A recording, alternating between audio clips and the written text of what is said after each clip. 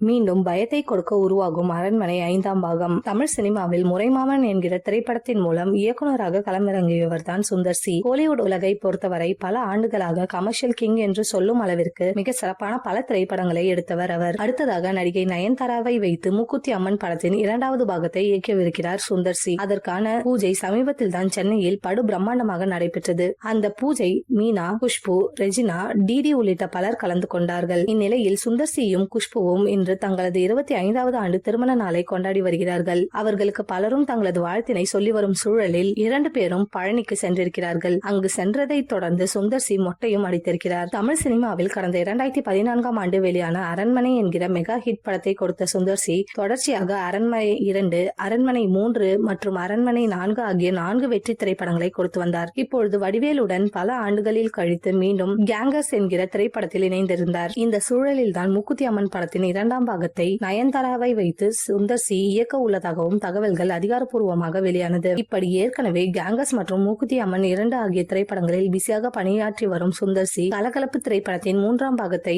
இயக்க உள்ளதாகவும் அதிகாரப்பூர்வ தகவல் வெளியாகி வந்தது. இந்த நிலையில் நவம்பர் மாத இறுதியில் அரண்மனை திரைப்படத்தின் 5ஆம் பாகத்தை எடுக்க அவர் பணிகளை துவங்க உள்ளதாக இப்பொழுது தகவல்கள் வெளியாகியுள்ளது. நிச்சயம் மக்கள் மத்தியில் அந்த திரைப்படமும் மிகப்பெரிய எதிர்பார்ப்பை ஏற்படுத்தும் என்று நம்பப்படுகிறது.